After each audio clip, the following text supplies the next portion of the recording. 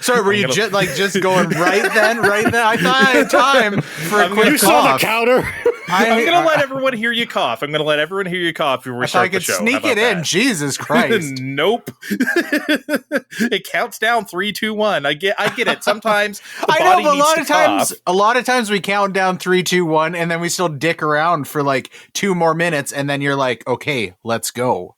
The 3, 2, 1 isn't the official. This is recording time. Well, it is now. Let's start the show. Fuck. Step into video game land. Welcome to Fine Time.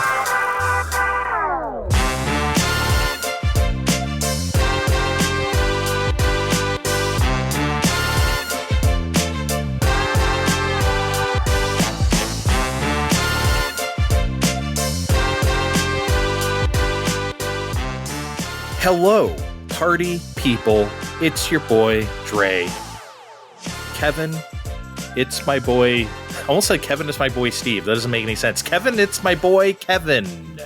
It's coughing like a bitch. Coughing like a bitch, Steve.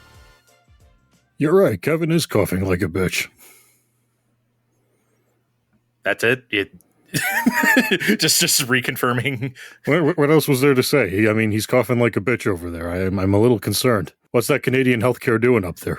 Do you guys remember that Godsmack song, Crying Like a Bitch? Do you remember that stupid song? I do now. I was like, this is so fucking dumb. I was like, I don't know. Maybe I was just like, at that point, I was just like the wrong age for Godsmack. But like, you know, that because that first Godsmack record came out, I was like 17. I was still in high school. I was like, oh yeah, you know. That was kind of the shit. But then it was that like when with like Voodoo, was that on the first album? Okay. Yes. Yeah, because they definitely had a downturn to like, you know, where 12-year-olds would be like, oh fuck, this is cool. Yeah, for sure. But if I were 12, Crying Like a Bitch would have been like my anthem, my personal national anthem. I guess we could talk about video games. I definitely do not want to do a podcast about Godsmack. That is not a band the Godcast. Yeah, Godcast. Podsmack? I already named it for you. Now you have to do like 69 episodes. Do they? I mean, I am doing a REM podcast right now, not specifically, but we are going through REM, and they have 15 records. They're doing an album, a show. So, like, if Godsmack had 69 albums, I think I would die. I think I would actually fall over. How many do they have?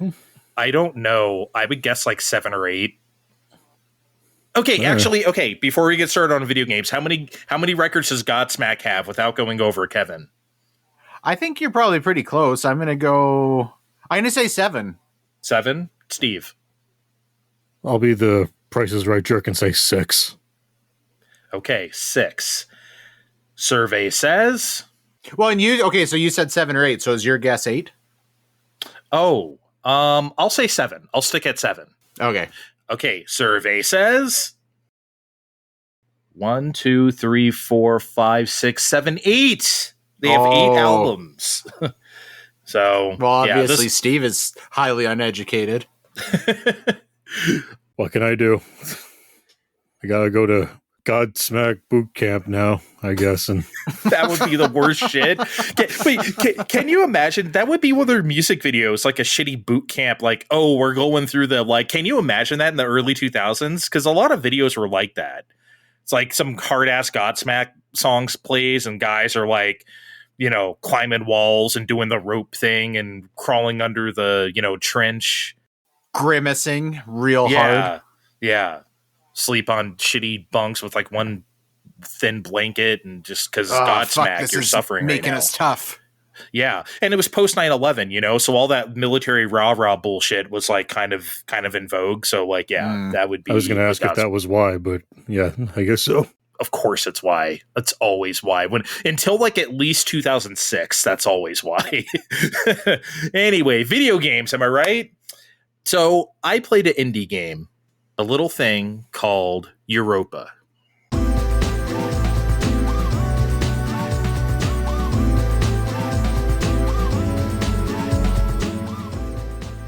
So, Steve, about a year and a half ago, I don't know if you remember this, we played the demo of this game. Do you remember this? It was on a Nintendo Indie Direct. Is it that game that you were a little spaceman that really shouldn't have been on Switch, but it was anyway? Yeah, that's why I played it on Steam Deck. That's exactly what happened. The demo's on Switch now. No, I don't think I'm going to be doing that. Look at this game. I'll check if it's on Steam, and it was. And we both played it, and we enjoyed it. Yeah, it was very like open fields, green grass, and you kind of float around and fly a bit, jump real high. Not ringing a bell? No, I remember it. I mean, not with any real fondness because I was playing it on Switch, but I'm like, man... I wonder, I hope they gave this guy a Super Switch dev kit. And now we don't have to, oh my God, I'm so glad we don't have to say Super Switch anymore, even though you just said it. Oh my God. We're going to bring that conversation up again in 5 years. No, we can't go, okay, we can't go Switch 2, then Super Switch. No. Have you seen what fucking Xbox is doing? It's fine. Switch Series S. So yeah, and here's the thing. I played that demo and I liked it, but I forgot what the game was because I forgot to wishlist it on Steam afterwards. So I don't know, something tugged in the back of my head a couple weeks ago. I was like, wait, what was that game we played? And then I looked through my Steam wish list. It wasn't there. So I had to actually go back through our episodes and find where we talked about that game, which didn't take long. Thank you, me in the past, for doing really good timestamps. And so I found it. It's called Europa. It came out last October, and I'm just now playing it because I just remembered what it was. So it's kind of like what I said. What this game is basically a chill adventure game. Really chill, where you jump really high, you fly over and through very grassy green plains. And far too often these days, when we see games with big open green grassy plains, everyone's mind just goes to Breath of the Wild immediately. For some reason, that just became the zeitgeist of here's some green grassy shit. And usually that's something I kind of chastise because I'm like, come on, can we have better references to stuff? Please get better references. But honestly, in this case, it's true. It really is. And especially with like its heavily cell shaded look, it's very stylized. It's very, for lack of a better term, indie. It looks kind of exactly whatever you're thinking it looks like. That's probably exactly what it looks like. It's very artistic. It has this like watercolor effect over everything. I don't know if it's like a shader or it's just like all the textures were made to look watercolory. It's not overbearing. It's not, God forbid, Babylon's Fall or something like that. It's not even like the way stuff in especially Tears of the Kingdom can, because obviously they knew they had to make the textures low res. They made them like very watercolory looking and very painterly. Painterly is kind of the word we use, it's right? Kind of like Chia art style was. Yeah. I would say it's like Chia. And that's kind of what I was after. I just wanted something cool to look at that didn't really challenge me too much. After the last month of me playing stuff like Slitterhead and tons of Mario Kart World, I'm like really, intense stuff. I'm like, I want to chill out with something. And this was like the perfect thing.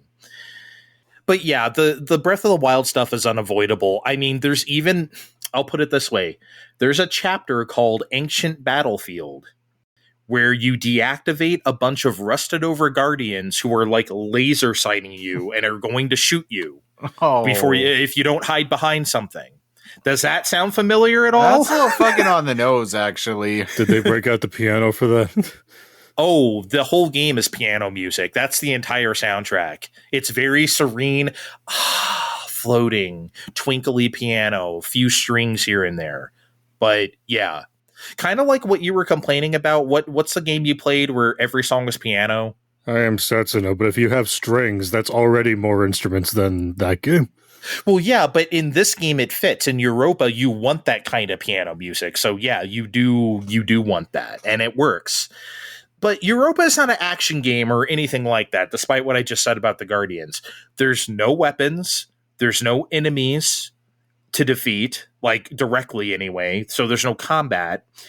And the Guardians I mentioned earlier, they can't even kill you with their laser blasts. They just knock you over You get stunned for a bit. So you just mildly inconvenience you from your goal.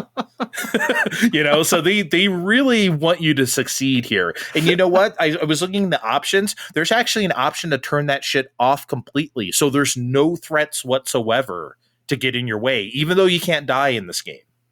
So if you want to turn that down even further, you can, which is, that's fine. They want you to just fly through and see this beautiful world, but not too much of this beautiful world. So, because here's the thing, seeing how this is an indie game, and it probably had a tight budget, they're not going to just let you roam around this landscape. This is not an open world game where you just kind of fly around and do whatever. This is very level focused and go forward focused. You do have freedom. There are big zones, right?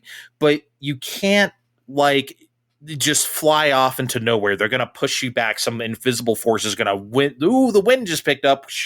They're not going to let you get too far off track, which is fine. They want you to push forward, and that's good. But the flying and the floating is the point, and just seeing the environment, which is what you get to do.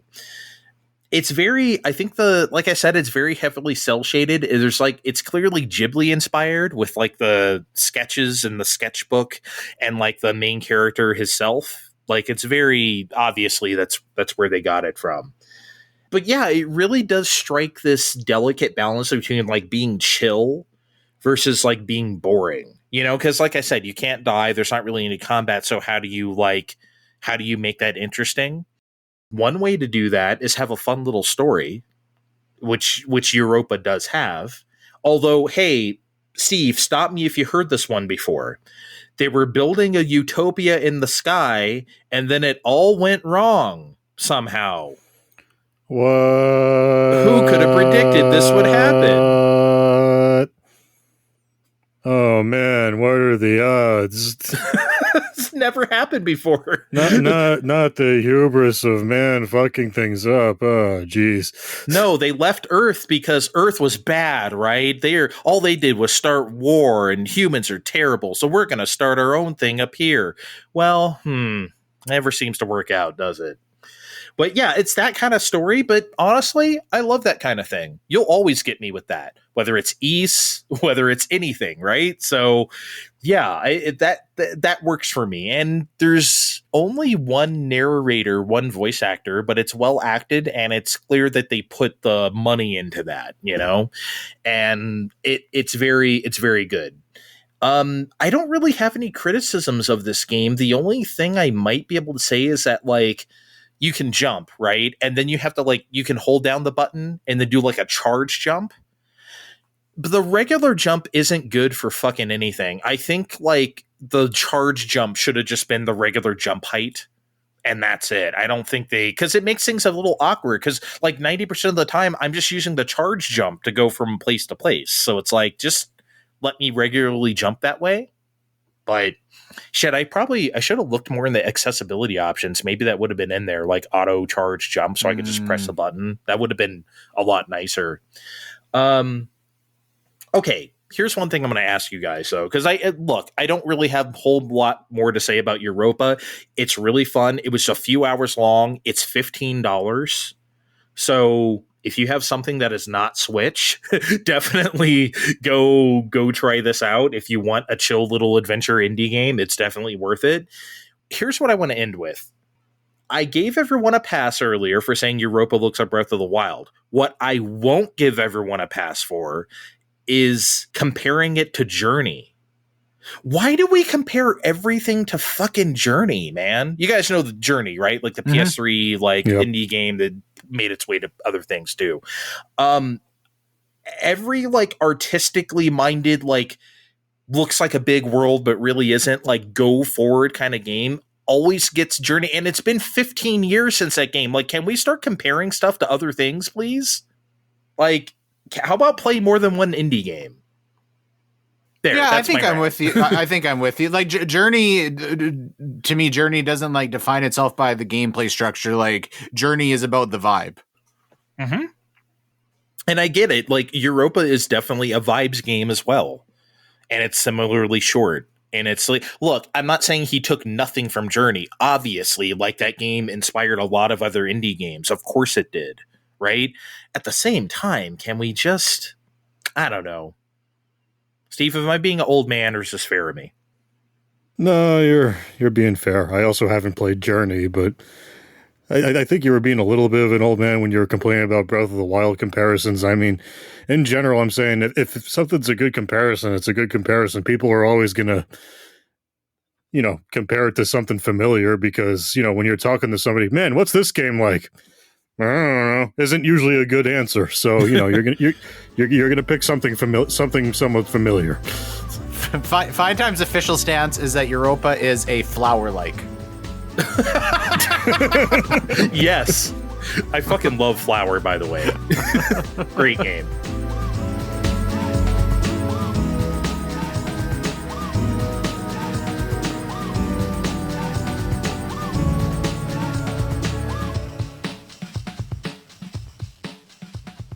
Okay, guys.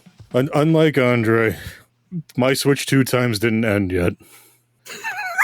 I threw the system in the trash. I just couldn't bear to spend $500+ on games, systems, and upgrades and things to just stop playing the game. And I did kind of tease at the end that I would for this time. So here we are talking about Fantasy Life I, the girl that steals time. At least I hope we're pronouncing that I there, because why wouldn't you call it 2? Actually, I know why we're not calling it 2. Anyway. Can I just say up front before you get started, if you don't mind, I've been seeing very mixed reception of this game online, like very mixed. I know it got good reviews, but people online have also been kind of about it too. So I'm very looking forward to what you have to say about this, because I want to know if the people online are just being bitchy, as people online often are, or if it's really as good as reviews say. So that's my stance on this. Well, we'll get there piece by piece. But first, I think we should recap, because it's been a few years, Andre. Because fairly early in our lifespan, a whole bunch of studios were shutting down, and we were all just sitting here going, oh man, it's going to be any day for Level 5, right? They're going to come out and say, okay, we're shutting down, we're bankrupt, no more games from us. And then they came on a Nintendo Direct with 3 game announcements out of fucking nowhere. Mm-hmm. And it took some time for release dates to come up, and we're still waiting for Deca Police to get a date of some kind. But, Fantasy Life I, it's here. It got delayed by another year. It was supposed to be out a year ago, but it's here now. Deca Police was supposed to be out in 24, so I know we're not seeing it this year, so I think all their plans got thrown off. But yeah, the revival of Level 5 was very exciting to us. And Layton's due out this Christmas. Believe me, I'm already planning that post-game show. Anyway, we'll start in the beginning of this game, Fantasy Life I. You create a character working for an archaeologist. No, not Professor Layton. Yes, he's an archaeologist, but this is a different archaeologist. Professor Layton's an archaeologist? Yes. Oh. I only played the first one, so I guess I didn't know that. Yeah, they don't bring that up directly till the second game. Okay. You're looking into cursed happenings going on in Archipelago at different points in time. And because, you're just a schmo, not anyone too special, you just made someone build a character after all, not even as good as the one in Street Fighter 6. You kind of need to take up a class or several. They're called lives in this game. You don't have classes there. You have lives. Is this to imply like the different lives you lead are in like different time periods or something? Or like... No, it's kind of weird. You take them all up in this one guild in the same period. There's 14 in all, and 2 are locked by story progression, but it's kind of weird how they set it up. Okay. And you need all of these lives to deal with monsters and otherwise participate in the past society, but you can take up a life wherever you want. What are the classes of lives? Like what how do they categorize them? Well, there's 3 different kinds. There's combat and gathering and crafting. They're all neatly aligned in columns. And I'll tell you how that fucked me over, because I wasn't looking at them that closely. Because the first one I picked was the angler class, which you might be able to deduce is for fishing.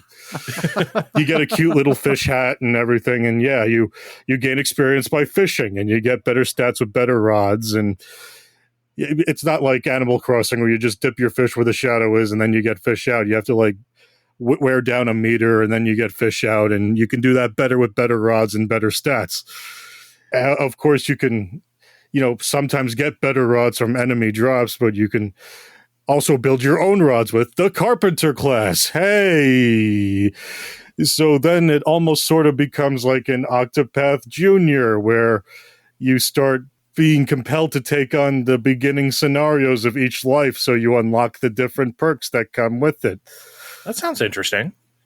Yeah, I think so. I mean, like, could you imagine being the weirdo in Octopath that says, "Nah, let's skip this opening part because you can do that here too"? I would never. I've never done that in Octopath. I would never do that in this game either. I mean, you can do that in this game after you do the first one, but I recommend doing all the tutorial chapters just because it shows you where things are to do things, like all the people you'll be interacting with to do stuff. So, yeah.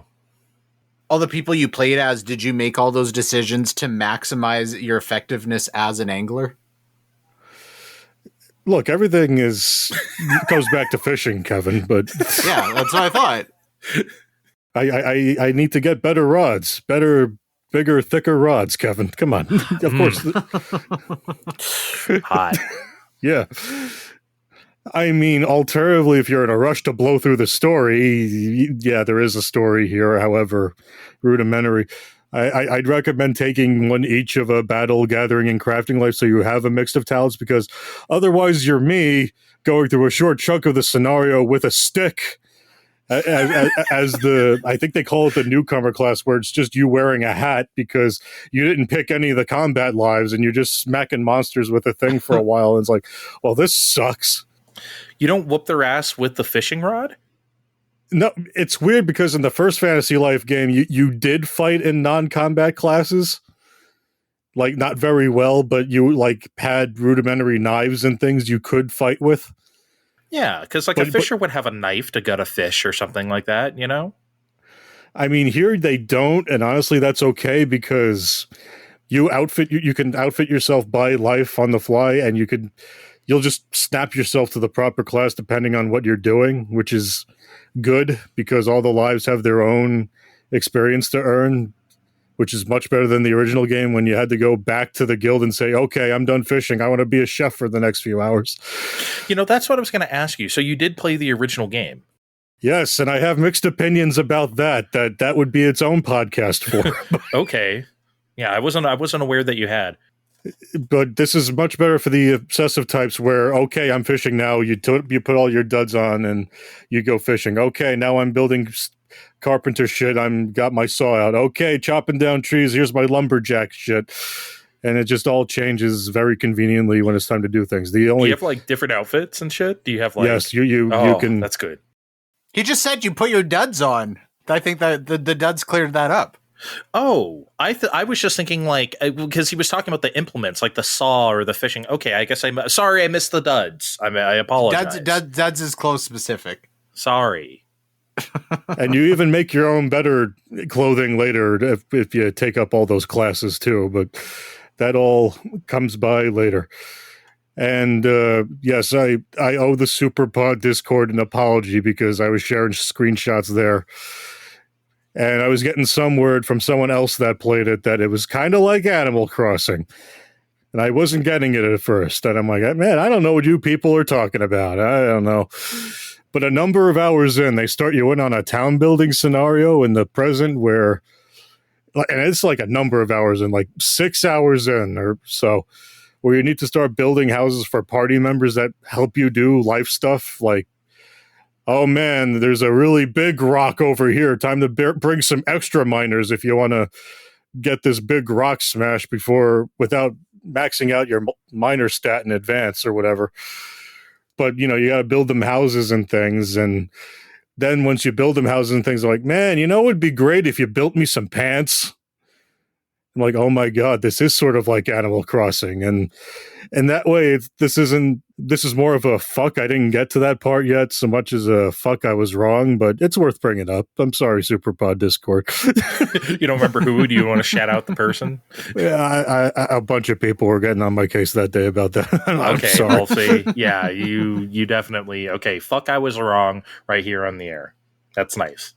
This sounds fun. I would be into this. Yeah, I'm having a good time. So really, with the additional caveat that I really have a whole lot of bias against the original for a whole bunch of reasons. Yes, the wait for this game was worth it.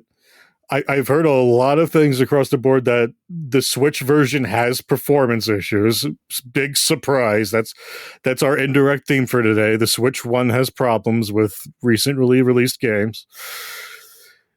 I mean, I wouldn't know that here. I mean, if I was a masochist, I could have tried it. I do have the physical copy where I guess I could have booted it up before I paid $3 for the upgrade pack, but I'm not that dumb, and I'm not going to go back and try. But I mean, that said, there is no hiding that this is a Switch game that's juiced up for nicer hardware, no matter what other version you're buying. You know, it's a lot of smaller contained areas that, you know, it wouldn't be if it started life there. And also you do get a strange tablet that, you know, is your menu and keeps track of things. And you guys wouldn't believe what it looks like.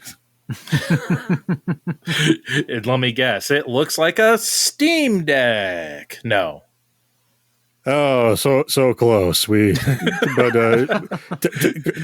a box of crackers waiting for you on the way home. Thanks for playing, though. Thank you. But Townhouse or Ritz? One of each. Thank you. But, you know, if we're being honest, it's a goofy, open-worldish, dungeon crawly with some crafting and other activities, you know, like fishing. You know, it's simple-ish. I mean, you know, some of the actual things you do feel a little repetitive, like the crafting activities, you know, have rudimentary mini games that do get repetitive, and when you build the skill trees up, it gets, you know, simpler to do over time. But, you know, it's fun enough. If it sounds appealing to you, it probably will be. But, you know, like Andre said for Europa, don't play this on Switch 1. So like, for full disclosure, this is a Switch game you're playing on Switch 2. This is not a Switch 2 game. No, this is a Switch 2 game. This is a Switch 2 game. I paid $3 for an upgrade pack. So okay, so the target frame rate has to be 60 then. It runs beautifully on Switch 2. Okay, you're not going to give me that number, huh? You're not going to. No, it's 60. Okay, I need that number. My favorite number is 60. I want to ask art direction wise, because I seen some footage of this not too long ago, and to be honest, I thought it was kind of fugly. Yeah, it does look weird in screenshots, I have to admit. Well, even I watched not the whole thing, but I watched a bit of a review of it, and I don't know. I did not like how it looked. I don't know. I think it's from a time when Brownie Brown was working on it. They don't exist anymore, and Brownie Brown. Wow.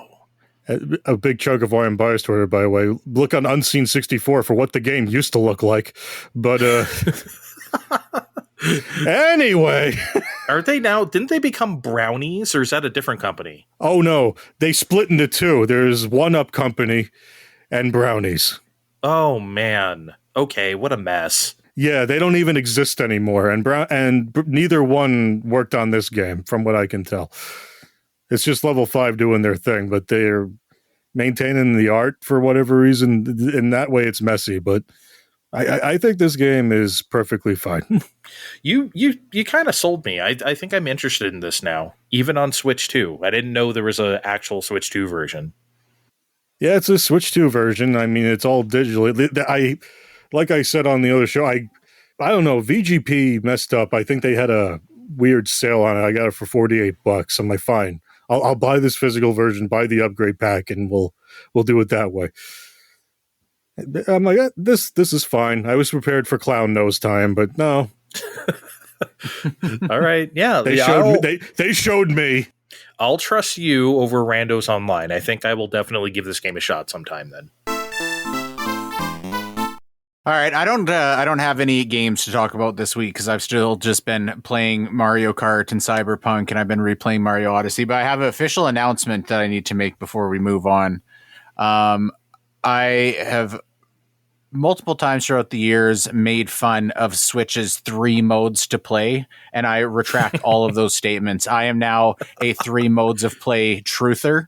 Yes. And so last show I was talking about that I still, I'm glad the Switch 2 is as big as it is, but it is uncomfortable in my arms to hold. And Andre was like, just do the tabletop mode. And I'm going to be honest. I think because I've always been resistant to tabletop mode, specifically from my very initial reaction to the very first Switch presentation when I was like, fuck you guys, there's not 3 modes to play. That's stupid. But I tried it and I like it. I've been doing that in bed. Sometimes I'll lay on my side and just hold the Joy-Cons, wherever my arms want to go. They're not spread out too wide from holding the large Switch 2. Yes. And sometimes I'll lay on my back and I'll prop the Switch 2 up on my tummy. And I will put my arms behind my head in sexy pose. And even on the couch, where it's not as bad because I have an armrest, but I've started. I think this is why it's so nice that the Switch 2 has a bigger screen, because I think with the Switch 1, that if I would have put it on the coffee table, it would have been just a little bit too far away and looked a little bit too small. But with the Switch 2 screen, tabletop mode on the coffee table while sitting on the couch is fucking totally viable. So go 3 modes of play. Finally, you've come around. Yes, I mean, that's the thing. You just said it. It's not even just the fact that like I have the screen just sitting there. It's really just holding the Joy-Cons too. It's half of it for me. That's just the way I love to play Switch. Is just holding the Joy-Cons, not in the grip, but just holding the 2 of them. I've always preferred playing that way more than the Pro Controller. And look, I love using the Pro Controller, and I think the Pro Controller 2 is great too. It's a great improvement, and sometimes I want to do that too, but a lot of times, especially if I'm just out and about, obviously I'm not bringing a Pro Controller. It's just, I don't know, man. It's the premier way to play. I thought I was going to try it out just out of curiosity, and that's definitely been my go-to probably like 80% of the time when I'm not docked now. I still can't do it for, more controller-based video games. I still need that in handheld mode, but for Civ 7, and I'm playing that portably, it's tabletop mode time. Kickstand out, my one mouse and one hotkey button thing, and yeah. So I want to explore that a little bit. Are you doing that like in bed ever? Are you like doing the mouse on your thigh or on bed sheets, or does that have to be like a at the desk experience? I've been doing it at tables mostly. I still need to get something a bit more stable. I've tried it in bed a few times, but I mean, it works on the sheets. I just don't like it. And then, Curious Dogs. I brought up the Curious Dogs before, but that's why it doesn't work on my gut. I mean, in theory, it works on my gut, but then it's like, hey, Steve, what you doing? You playing a video game? How's that working out for you? There's just dog tongues and belly buttons, and it's too distracting for civilization. Yeah, it'd be worse if you had curious cats, because I tell you what, you moving your hand like that with a mouse, it's playtime.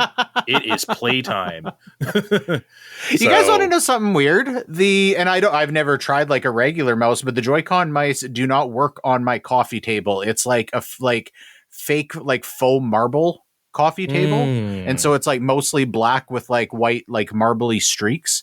But it will kind of work, but it'll like lose connection and the mouse will jump around. So I can't fucking mouse on the coffee table, which I thought was weird. Oh, that's weird. Before I had the welcome tour tell me how the mouse worked, I'm like, this isn't working on our glass coffee table. I'm like, that's why, because it's the cameras underneath that's doing the thing. Yep. If it's not seeing the thing. Yeah, and I don't think does any mouse work on glass outside of like the old ball mouse. Like I don't think that's a good proposition for anything. So. Yeah, I've never tried it until the other week. So yeah, do they even sell ball mice anymore? Mice with balls? Oh, I don't think so. I don't know. Yeah, I haven't seen one of those in fucking at least since the 2010s. If I'm being real. Because I used to buy those just because they were so cheap, even as they started having the laser mice. They still sold ball mice in the 2010s? No, in the 2000s. I mean like 2000. okay, I'm talking okay. like 2005, 6, 7, or whatever. Yeah, okay. Yeah. No, I haven't bought a ball mouse since I would say 2009 or something. But yeah, okay. It's summertime. We need to cool off. How about a shower? Oh yeah. Steve? Well, it's gotta be a cool one. Well, no shit. Duh. Let's get in. It's time to hit the showers. We'll be right back on Fine Time.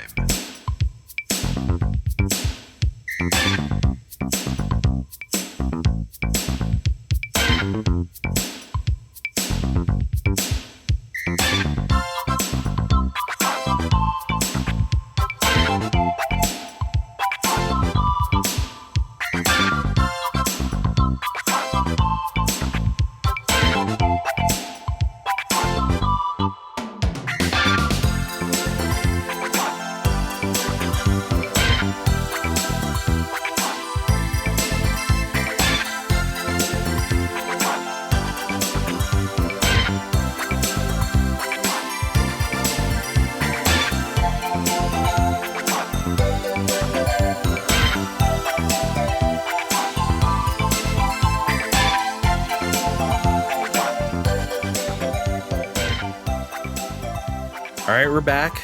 We're cooled off. It's a nice cold shower. We're refreshed. Balls are tight, but I'll get over it. Steve had fun. Yeah, we had fun. It was nice. It was soapy. You know what we should install in our shower? We need like the thing like at the car wash that like foams up the car, like the gun, the foam gun, you know? Oh, okay, yeah. But not the Yeah. like big rollers at automatic car washes. That might be a No, little bit I think that much. would scare the shit out of me. But like that's bad for my skin. But I feel like the foam gun would I think be that's fun. bad for everyone's skin.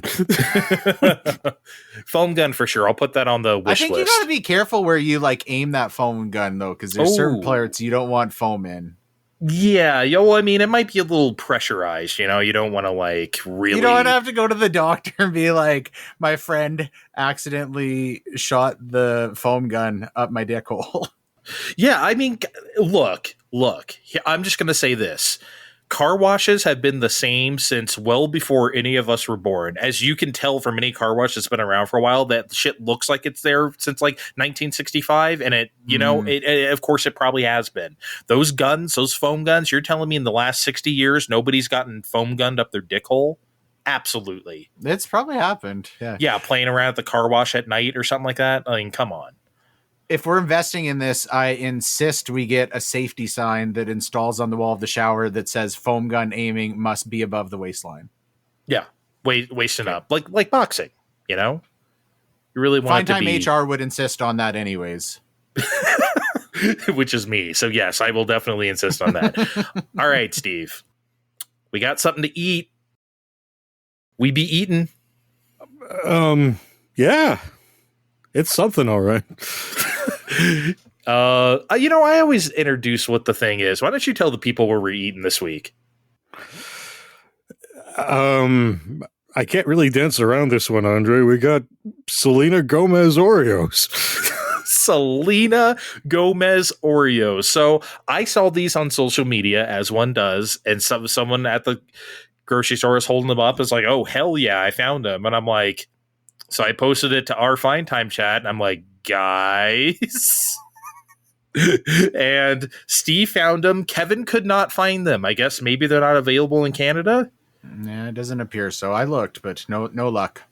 Yeah, so just me and Steve are going to eat these Selena Gomez Oreos. Steve, can you name a single Selena Gomez song? Because I can't.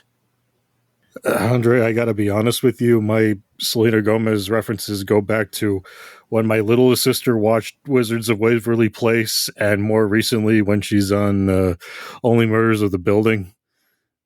I really don't know so much about her career otherwise. Yeah, I'm very unfamiliar with her work. Musically, it's just not a strain of pop music I have ever delved into. So I've probably heard Selena Gomez songs, but not knowingly, you know? So they're small. It's like a small package. I'm picking it up right now. I got to level with you, Andre. I don't know how it is on where you are, but out here, I paid as much for this as I normally do for my normal choice, the family size, what they call family size double stuff. Okay. And it's a bigger package. It's a slightly bigger package for the same price. Yeah, this is definitely small. They also, okay, I'm going to make a prediction before I open this. I think they're going to be thin, like the Oreo thin Oreos. You know what the fuck I'm talking about? Mm-hmm. I do, but I think they're going to be standard size. Standard size, okay. Can you guys tell me before you crack them open, is there any descriptor on the package, like giving you, are they like, in small print, does it say black cherry flavored Oreos or anything, or is just the expectation that these are Selena Gomez flavored Oreos? Yeah, like it says Selena's chocolate and cinnamon cream cookies. So Selena's chocolate and cinnamon cream, her particular.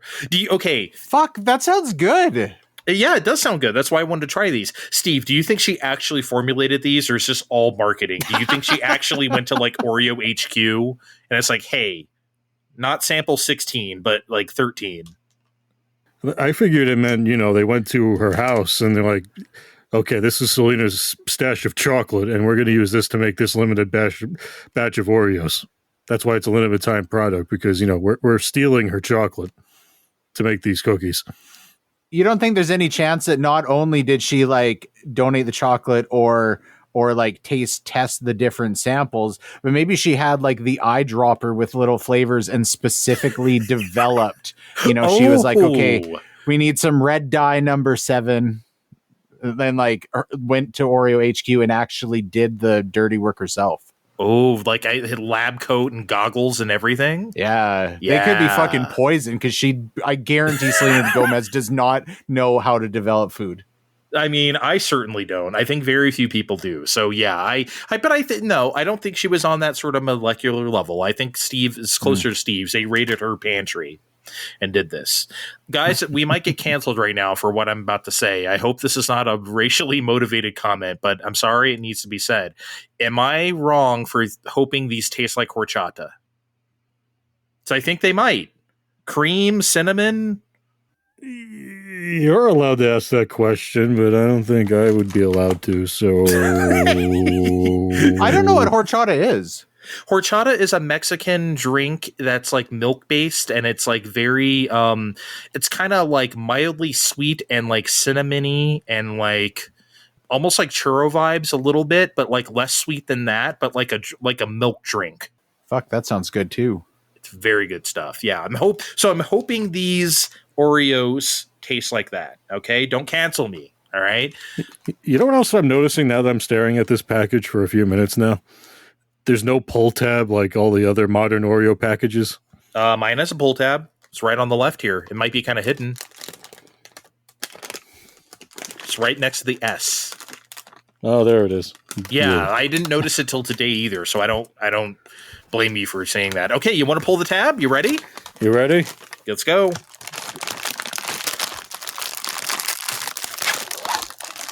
Ooh. You're right, they are regular size. Ooh, they smell good. They do smell all right. Oh, they're kind of, am I wrong? They're kind of brownish instead of like a full, like darker chocolate Oreo. Yeah. Yeah. There seems to be an emblem, like a heart. Oh, they're different emblems. Different Oreos have different emblems. This one has like a heart on fire or something. This one's got music notes. Okay. I can't wait anymore. They smell good. You want to take a bite? Yeah, let's go. Let's go.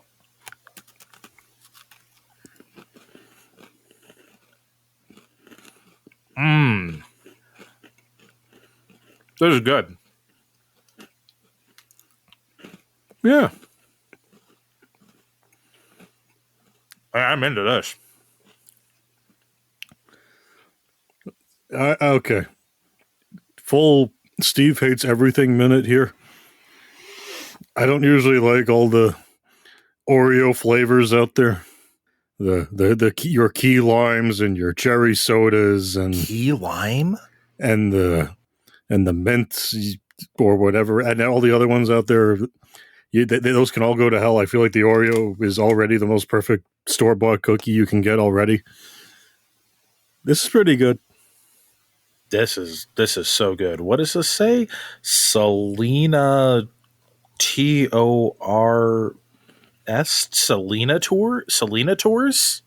Is that like a fan club thing? Is that what her fans are called? Selena Tours? Is that what it says on the cookie?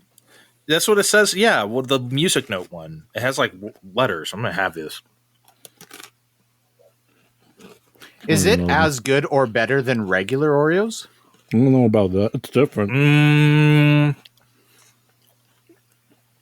Personally, I'd rather have this than a regular Oreo. Myself. Damn. Mm-hmm. You got a little bit of cream in your beard there, Andre. Hot. Probably left over from the shower session. Because, like, here's the thing. I like Oreos. They're not like my favorite. I get like a hankering for Oreos like once a year or so. And unlike Steve, I do like the flavors, especially the lemon, because I like lemon everything. These are so good. Damn. Oh, headphones. That's what these are. I think they're headphones. Yeah. I'm going to have one more. I gotta put these away before I keep eating them. These are so good. They don't taste like horchata. That's for sure. But they're very good. They're not too cinnamony, which is something I'm kind of sensitive to. I don't like things that are too cinnamony.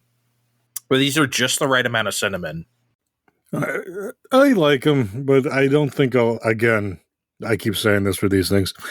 I don't think I'll be rushing back to the store for these before they get discontinued.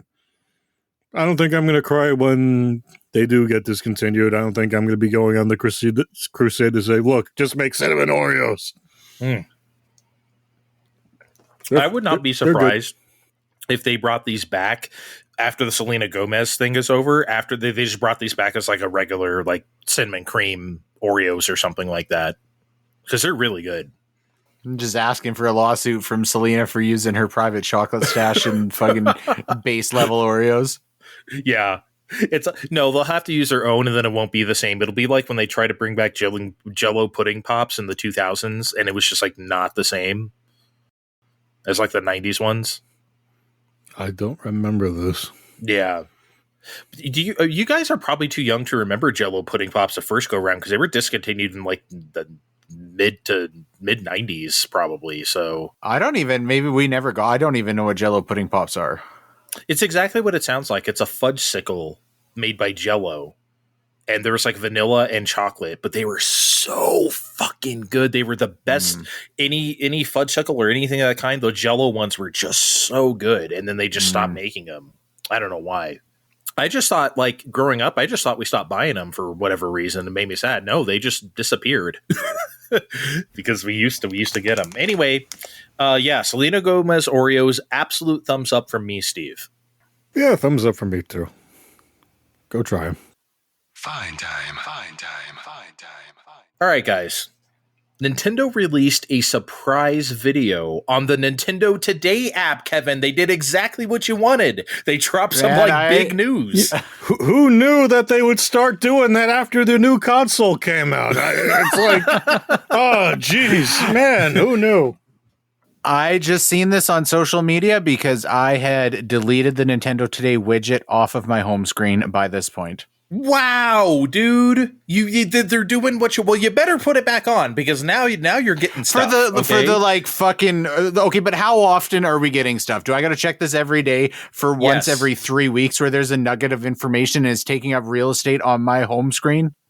Oh my god, this guy is still. But I had it on like my main screen with my like most important apps. I was like, I'm going to give Nintendo Today a special spot here with my fucking email and text and whatever.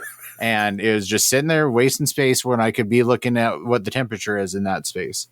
You're telling me the Nintendo Today app was less visually appealing to at least look at than your email? It was quite rage-inducing just when I was like, okay, today we get a close-up and X and Y axis of the stickers they use to seal up the box of the Switch 2. So you get to complain about that for the Nintendo app, but I don't get to complain about that for the $10 Welcome Tour app? Well, that's different, but it is. It's different, okay? It's different. So, and yeah, no, you don't get to complain about that, okay? I'm with Kevin on that. We're ganging up on you. Sorry. But don't go away because I need you for the segment. Anyway, on the Nintendo Today app, they showed a video of a couple of Splatoon related things, okay? One was like they're updating Splatoon 3 for Switch 2, not like a native app or anything, but oh my god, the thing we've hated forever about Splatoon is going away, the lobbies being 30 frames a second after you get out of like hours of 60 frames a second hot action of Turf War or Clam Blitz or whatever else you play. Clam Blitz sounds so fucking filthy, by the way. That is like one of the filthiest names of, I'm sorry, Clam Blitz. Oh man. Anyway, getting me hot. Yeah, so like the lobbies and all that stuff now is 60 frames a second on Switch 2. Kevin, no more eye-searing madness whenever we have to go back to the lobby. Thank God. That was one of the worst examples of like going between frame rates where it was so fucking glaringly obvious. Yeah, and I get why they had to do it because a lobby has to look like a lobby and, you know, have characters in it and stuff. But still, I'm glad they did that. Number 2, though, and more importantly, they announced a game for Switch 2 called Splatoon Raiders. Okay, wasn't really expecting that. They didn't show much, but it's clear that the graphics are an asset flip of Splatoon 3, so we're just working off of that base. And the voiceover did literally call it a side game, so we should temper our expectations here.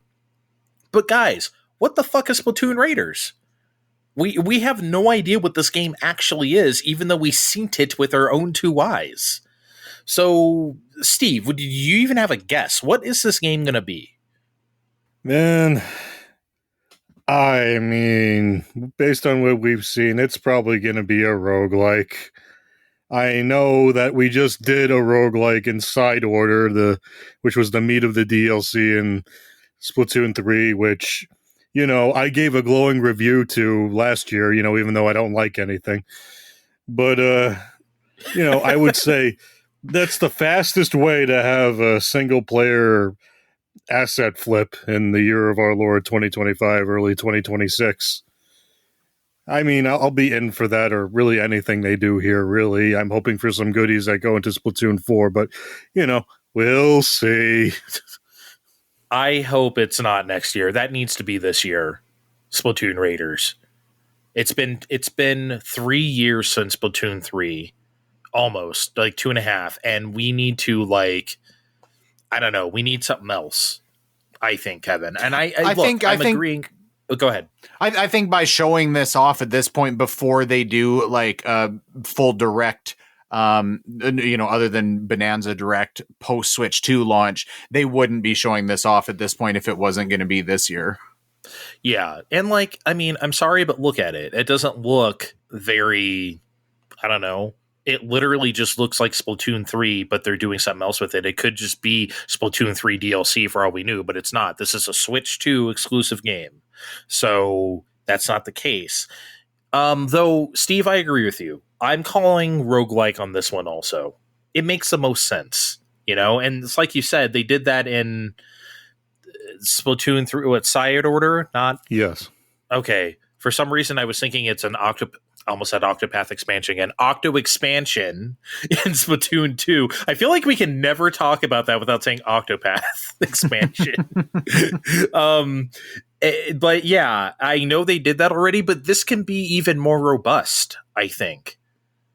Like, I feel like they can make a much bigger scale. Like, you guys have seen Elden Ring Night Rain, right? Where they've done that sort of like, sort of battle royale-ish roguelike thing with it, like a 3-player thing.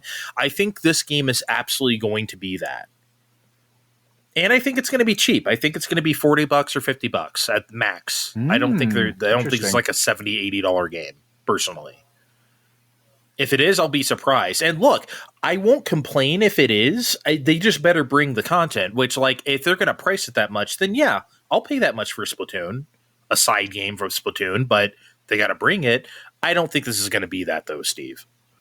I don't think it's going to be 70 or 80, but even if it was, Side Order was stacked, and that was attached to a $30 season pass, essentially for Splatoon 3. So I don't think we're going to get, skimped out on things to do in Splatoon Raiders, if we're being real here. You know what? I think you guys are on the right track with the roguelike thing, but they were very specific in the text for this that you play as in the role of a mechanic. So my prediction is that there's going to be an emphasis on like part collecting and crafting. Maybe this centers around like building and upgrading ink blasting vehicles. Maybe you can like trick out your reef slider. Your favorite thing in the entire world. I do love the reef slider. I hope that is not in Splatoon 4 or they nerf it big time. Although I don't know, like during the entire life of this game, Steve, they kept buffing reef slider. So I don't. Every patch update was we made the reef slider even better. Basically, it's like, come on, man. Anyway, Kevin, I think you're onto something. I think this could be like a thing. I would love like a risk reward element, right? Like you're collecting parts. But if you die, you lose all your parts. So you better go back to the surface or whatever the mechanism is. Or you better complete your run or else you don't get anything. I think that would be great. Like if we had risk reward, you can keep going further, but you might lose all your shit. Yeah, if you get back, you get to jack up your vehicle and get even further next time. Yeah. So that's exactly it. Yeah. So you could play it safe, only going a few floors and taking forever, or you could really go for it. Whatever this is, I'm interested. I'm always here for Splatoon. So Splatoon Raiders, please happen this year. I want to go back to the Splatoon 3 upgrade news for a little bit because we had a little side discussion. I think that reinvigorating Splatoon 3 makes a ton of sense right now. And I would love to see them go the extra mile and open up some more Splatfests. What do you guys think about that? Or are you pretty staunchly like it's time for Splatoon 4 in the first year or so of Switch? I think it's time for Splatoon 4. I do. I think the fact that there was a 5-year gap between Splatoon 2 and 3 was kind of unprecedented. I don't think they expected Splatoon 2 to do that well. And then the Rona happened, and maybe Splatoon 3 would have happened earlier than that if, circumstances were different, right? Same thing for Tears of the Kingdom and whatever. But yeah, Steve, I think it's time for Splatoon 4. I think Splatoon 3 had its run. These characters were fun. The whole thing was great. We had our DLC. I think, Kevin, if they were going to reinvigorate Splatoon 3, they would have done it already. I think they would have had some sort of Switch 2 package. Here's the Switch 2 version. Here's the DLC in Splatoon 3. Turf War is 120 frames a second now. I feel like they probably would have done that already, Steve. Yeah, I think so too. And they're still running events. They are still rerunning Splatfests and big runs and things like that already. We would have seen the Switch 2 version of this by now, or at least heard about it. I think this time next year we will be doing our big deal, what we've been playing on Splatoon 4. Oh, so you think it's happening. Okay. So then Splatoon Raiders really has to come out soon then, I think. I mean, I'm after what you were saying about, announcements and things bleeding to this holiday, then that makes sense, right? We play the Splatoon Raiders, and then at the end of the game, there's the big tease for Splatoon 4. It's like, oh, shit, it's coming, guys. Oh, man. We're being fresh this summer. Oh, God. They should do the classic thing at the end of the Splatoon Raiders where it's like, the end, ... question mark? And then we don't do that anymore. We used to be a proper society, Kevin. Anyway, go ahead. I know you guys, we've talked about this before and you've disagreed with me. I understand that the Switch generation was an unusually long generation. But I still maintain that to me, Splatoon feels like it should be a once per generation, main entry type of franchise. I don't feel that way because I feel like the concept of Splatoon can be so ever changing. I feel like here's what I'm also going to say. I feel like Splatoon 4 isn't going to really be like the first 3. I feel like it's going to be, we're still going to have Turf War. We're still going to have whatever, but I think we're going to really trick it up. It's going to be very familiar.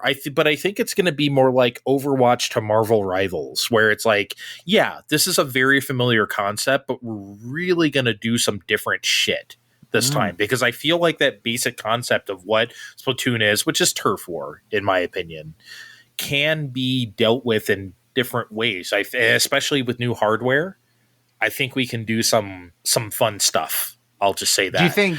And obviously, this is a way out there question, but do you think seeing Splatoon 5 at some point in the Switch 2 life cycle would be too much at that point? No, I don't think so. If Steve, if 2030 rolls around and we have Splatoon 5, no, I don't think that's weird. Nah, I don't think so either. I mean, initially, I thought it was weird we were seeing Splatoon 3. I still remember seeing that first Splatoon 3 teaser and thinking that was going to be a single player experience because they were just standing around the desert, but that's another story. But Splatoon 3 made me a multi-entry per gen truther. It's fine if they really got the stuff for it. It should be like Mario Party. We should have a few Mario Parties per system. You know, yeah, they're iterative. Yeah, you do largely the same thing, but I think like Mario Party doesn't get old because you can make all sorts of wild boards to do all sorts of different wild things. I don't think that's a concept that is run dry. Obviously, you made like 15 Mario Parties, right? So like I feel like the same is for Splatoon. As long as they come up with stages and concepts that are fresh, sorry the pun, like I do think that could be fine, Kevin. I do. Yeah, I'm not like digging in my heels saying, you know, if we see Splatoon 5 on Switch 2, it's complete fucking bullshit. But I don't know. I guess we'll see. Maybe Splatoon 5 will come out and I will say this is the best fucking game I've ever played in my whole life.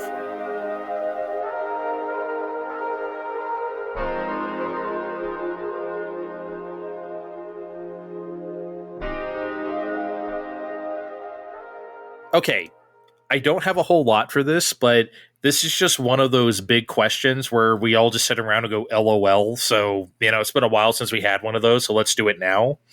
So, Final Fantasy 16, as we talked about a couple weeks ago, was shadow dropped on the Xbox during their summer showcase the other week. And 1 week in, 22,000 copies have been sold on Xbox platforms, across all platforms. 22K. Folks, LOL? I mean, okay, obviously, the reason why I want to talk about this is because on this show, I've always rejected all the bullshit about, like, platform exclusives don't make any sense. Everything should be multi-platform so all the companies can sell all the copies. We're proving that that's not true. I've never thought that was true. Being on more platforms doesn't mean you sell more copies of stuff. That has never been true in the history of video games, and it's not true now. So this game being a PS5 exclusive was not the reason why it sold the way it did, which is not bad, but Square thinks every sales are bad, right? So whatever. So this is half LOL and half I told you so, motherfuckers. This number is so low, I'm having a hard time even LOLing about it. I think if we would have come on here and we would have known the number and you would have said, Kevin and Steve, this is what happened. How many, and you could have said this game sold abysmally poorly. How low do you think the sales were for like a mainline numbered Final Fantasy on like a primary platform like Xbox? I would have thought low end, like maybe 100,000. 22,000 seems fucking crazy. Well, we've been seeing this before in Xbox land, where the Xbox version just means we're not going to sell any copies there.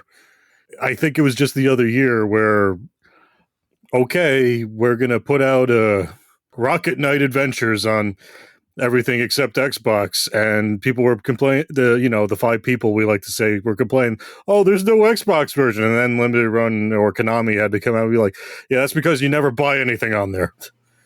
Yeah, Limited Run. The guy from Limited Run himself, Josh whatever, was like, guys, they don't sell. We cannot do it. They simply do not sell. Sony and Nintendo people buy things. Xbox doesn't. I mean, he even gave numbers. He even said, I forget what it was. He's like, we have to sell at least 30K of these. We will not sell that on Xbox. Sorry. That was it. And it's just like, you guys aren't even buying. So you're not even going to buy real ass Final Fantasy. What makes them think they're going to buy Rocket Knight? They're not. So that's just the reality of the situation. I know it always sounds like we come in here and shit on Xbox, but like, it's true. It's just not selling.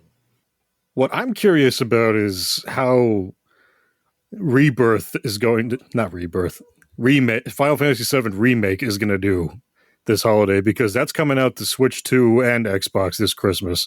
It'll probably do better on Switch. I think it'll do just fine. Also, but though it's a really old game. That's kind of maybe might be a side discussion to this, is like, you guys have surely seen those things where it's like, oh, all the third party stuff on Switch 2 isn't selling very well and shit. Yeah. And it's like, yeah, because it's Cyberpunk and it's stuff that's so old. It's Street Fighter 6. It's like stuff that's been out for years already. Well, I think they said the exception to that was Cyberpunk. Cyberpunk had done pretty well, but everything else hadn't. Right. And it's just like, well, also give it time. The system's new. It's not like everything's going to sell at once here. Everyone's here to buy the Mario Kart World Bundle. And quite frankly, I think a lot of people out there are like us. Their Switch has been there since 2017. We need an upgrade. This isn't necessarily just about new games right now. It's about, we need a new Switch, which is what we have. So, but yeah, I don't think like Final Fantasy VII Remake and stuff is going to do gangbusters on Switch. It's so old. It's going to be almost 6 years old by the time it comes out. It's kind of like the thing, remember the shit on Wii U where it's like, oh, we have like Arkham Knight on Wii U. We have like all this other, we have like Mass Effect 3 on Wii U for $50. It's like, no one's going to buy this shit, even if the Wii U was a success. Man, they almost had my ass for Mass Effect 3 on Wii U, because relaying that other story where I was cat sitting and I'm like, man, I'm enjoying Mass Effect 1 while I'm cat sitting. I'll buy Mass Effect 3 for the upcoming Wii U this fall. But then like maybe a month before the Wii U came out, they're like, Mass Effect Trilogy on PS3 and Xbox, but not on Wii U, where no one would have played this shit before. Well, yeah. No, I'm not engaging in this shit. Then no, forget it. Fuck this shit. Yeah, and that's when you were like Nintendo man, right? You didn't even have a choice. If it wasn't on Nintendo, you were not going to basically be able to play it, and even you were like, "Fuck this shit." Yeah. So like, I can't imagine people are going to be paying like top dollar for Final Fantasy VII Remake. And no, we know Square Enix isn't going to like put it at a discount because it's an old ass game. We know they're not going to do that. They don't do anything. They invented Square Tax for like every mobile game, right? So like, they're not going to do that. But Bravely Default's a robust $40, which would be a good price if it was on a game card and not digitally. But anyway, $40. That's actually kind of intriguing. Yeah. I played a little bit of the second one. I have it on Steam. I was like, I can't really get into it. Maybe, I don't know, $40 on Switch 2, maybe. I'm a Bravely Default truther, but that's not what this topic is. Fine time.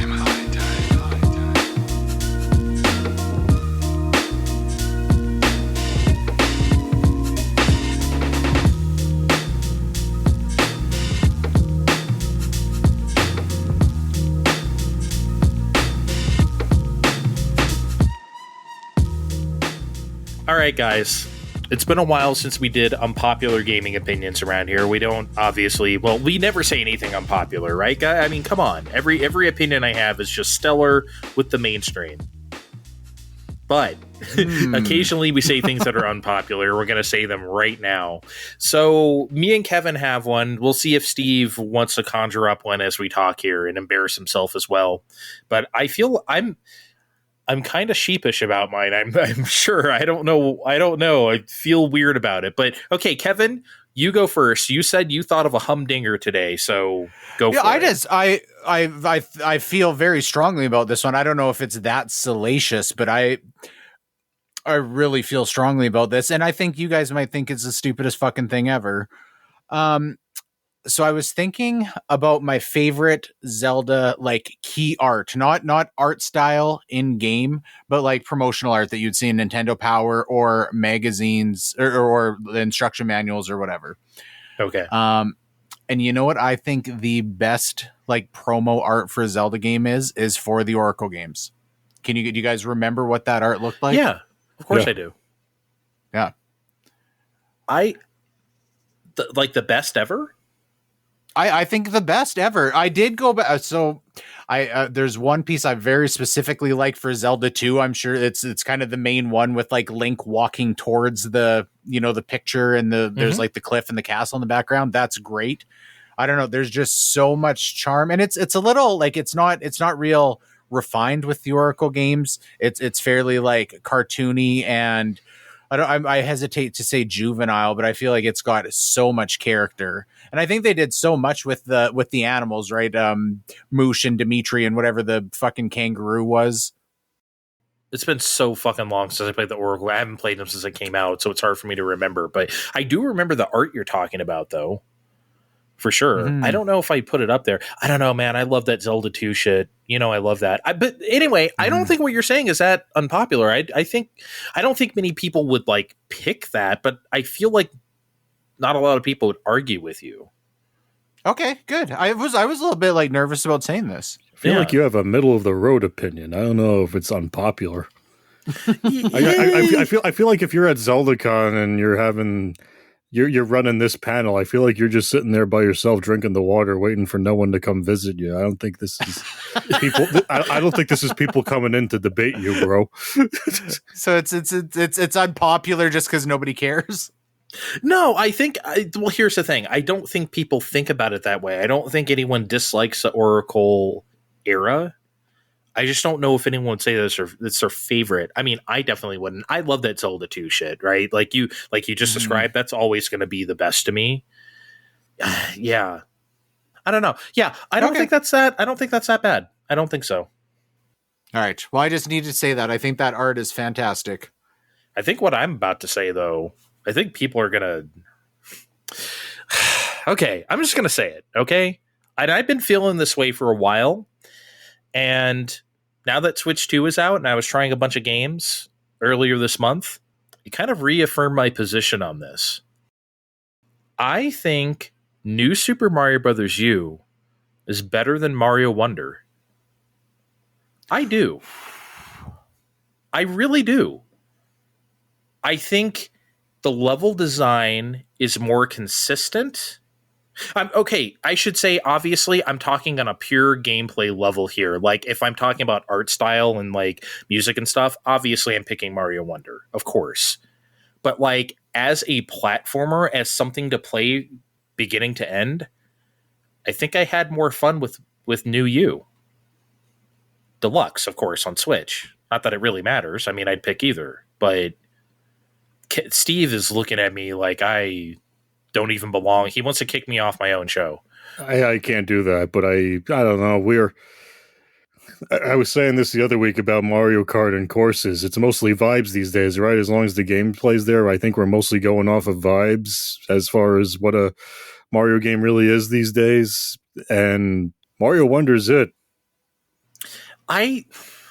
It's not by much. Like, if I gave Mario Wonder a B+, I would give New U an A-. It's not that much better, but it's better to me. I think this is just more surprising coming from you, because you're the guy that's like, yeah, you can play a video game for the spectacle, even if the gameplay isn't there. And I'm not saying the gameplay isn't there with Wonder, obviously, but that's the spectacle game, right? That's what it's there for. And I don't even know that I necessarily disagree with you. I think you is like very underrated because people were so fatigued by it just by New Super Mario Brothers at the time. But it's a very, very good game. And yeah, you're right. The level design is great. I'm more surprised that you have this opinion. I think if Steve had this opinion, I would be much less surprised. Really interesting. Because I think there's no... Because, like, I mean, I'm going to be real. That's who I was scared of this whole time. I knew Steve would hate this when it came out of my mouth. That's why I was hesitant about it. It's like, oh, no, he's going to hate what I'm about to say. But it's true. Especially since I'm about to say New Super Mario Brothers 2 is actually the best one. No, I'm just kidding. That's terrible. Oh, God, no. That's like one of the worst Nintendo games ever made. Okay, that's not even true, but Jesus Christ. I think so. It's in my bottom 10. Okay, so say that again. What was the opinion? I think New Super Mario Brothers 2 is one of the worst Nintendo games ever made. There's so much worse, though. What's worse than New Super Mario Brothers 2? Animal Crossing Amiibo Festival. It's down there. That's in the bottom 10. Mario Tennis Wii U. I don't even remember the name. That's how not good that is. That's not very good. Although, I would rather play that Tennis Wii U game. Barely. I mean, we're splitting hairs here, obviously. But, like, I think I would rather play that than New Super Mario Brothers 2. Personally.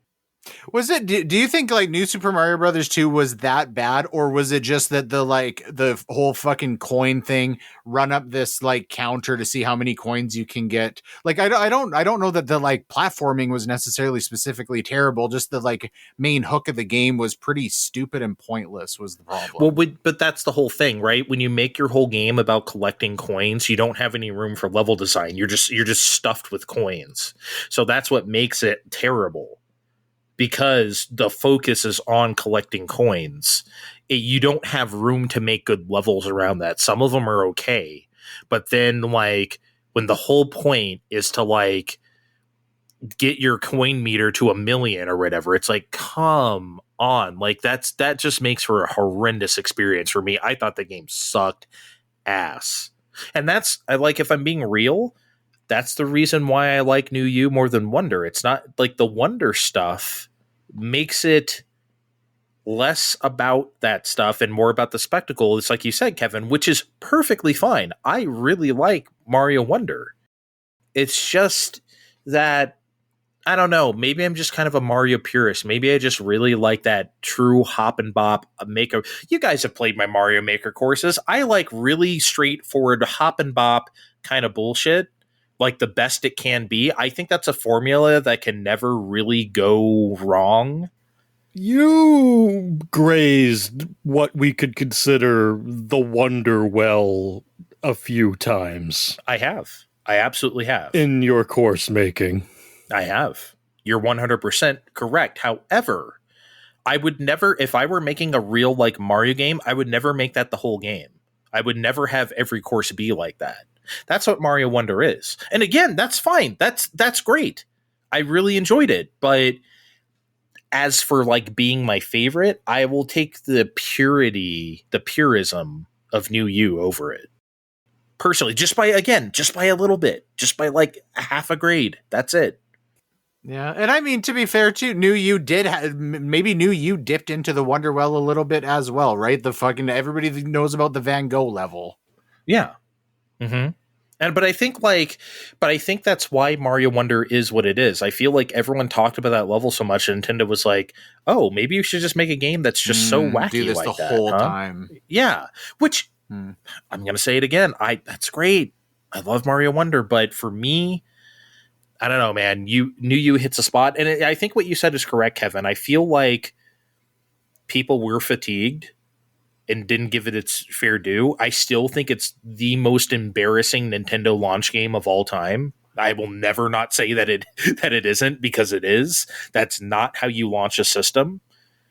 However, removed from all that and just taking it for what it is, it's a great fucking Mario game, man. It really is. It's definitely the best New Super Mario Brothers game. And I know some people say that's not saying much, but whatever.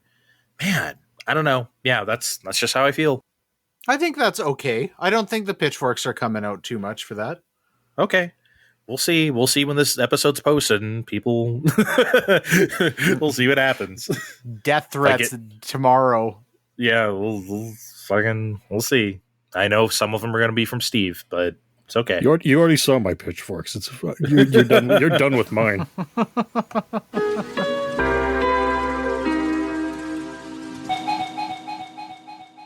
Okay, before we get out of here, Kevin, He's Steve. He's been teasing a game at us for like a week now. He's been saying, "Oh, I got this game I want to play."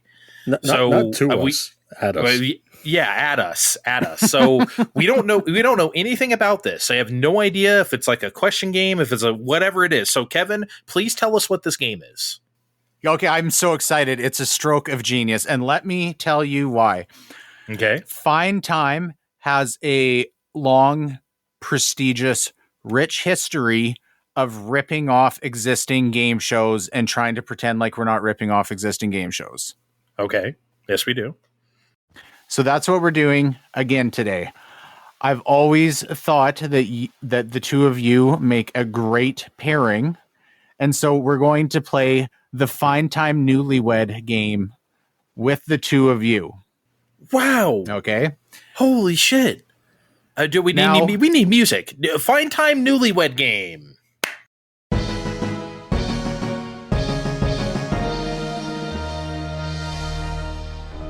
Non-copyright. Non-copyrighted.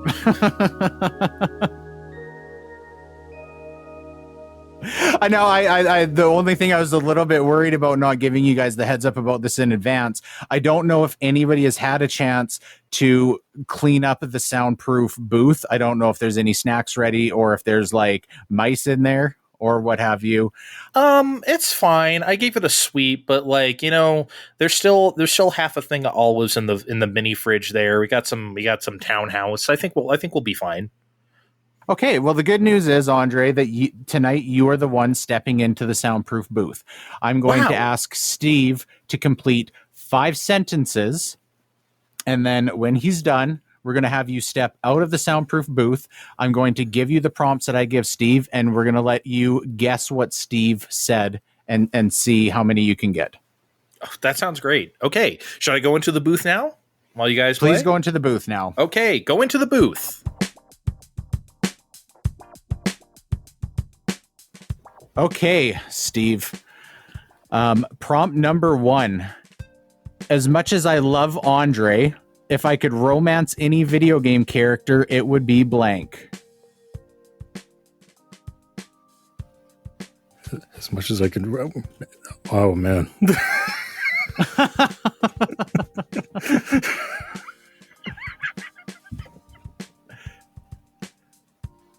Have you and Andre ever had like side discussions about Bayonetta fetishes or anything like that? No, only jokey ones. Okay. We'll just say Aerith to give him half a chance. Okay. Number 2. Everybody always does underrated. We're going to do overrated. The most overrated video game console or handheld is blank. PlayStation 2. PlayStation 2. Ooh, that's juicy. I don't think he's going to guess that. I think that might offend him. I think that might cause you guys to have a lover's quarrel. Okay, prompt number 3. Sometimes Andre picks my ass. His most offensive opinion is blank. Castlevania The Adventure is a good game. Okay. Okay, prompt number 4. If I could manifest a sequel to any game, it would be blank. This is a deep in thought one. Sequel that I want is hard. The Ace Attorney. Oh, okay. Prompt number 5. I am incredibly attracted to Andre's creativity. The best title he has named any episode of Fine Time is blank. Oh. Well, it would be egotistical to pick any of the ones I named indirectly, so Magnum Grandfather is a classic. That's exactly what I would have went with as well. That's an excellent choice.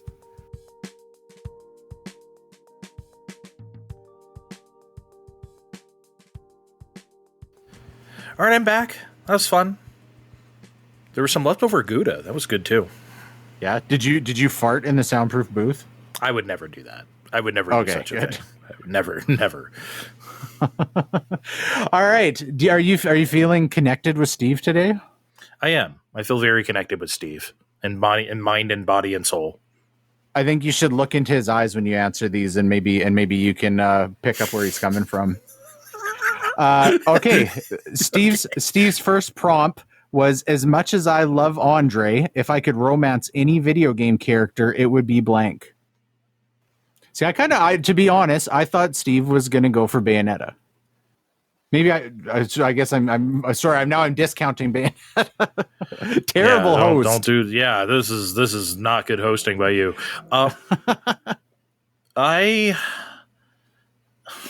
Man, this is really. You know what? You know fucking what? I'm gonna say Zelda. That's what I'm gonna. That's what I'm gonna say. Do you want to tell him? He tried giving you a chance and said Aerith, but you didn't get that either. Well, okay. All right, we still got 4 to go. Oh, we'll be happy if I get like one of these. Let's. I think you can get a couple. Okay. The most underrated video game. Sorry, the most overrated video game console or handheld is blank. Steve, come on, connect with me here. I actually don't even know. I don't know either. That's why I just said a thing. Man. See, that's the thing. That's what I'm feeling.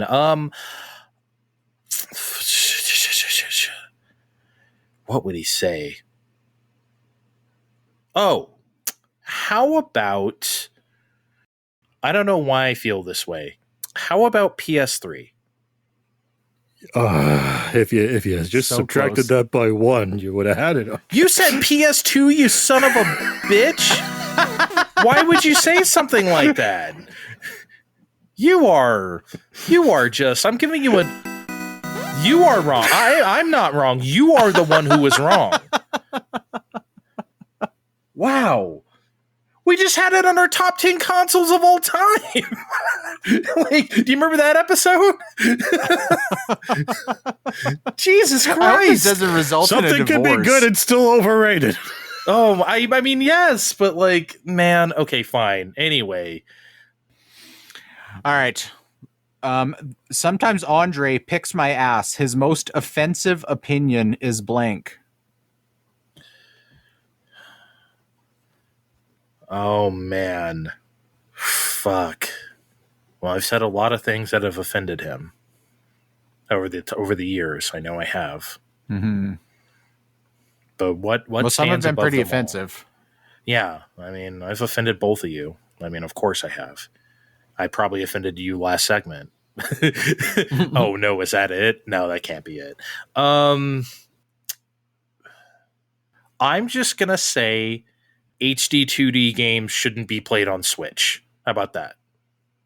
No, I'm picking on you for liking Castlevania The Adventure. That's up there. That's up there. That is up there. That's good. Man, okay, I'm gonna get one of these. This is fun regardless. We can get there. This is fun. Okay. I asked Steve, if I could manifest a sequel to any game, it would be blank.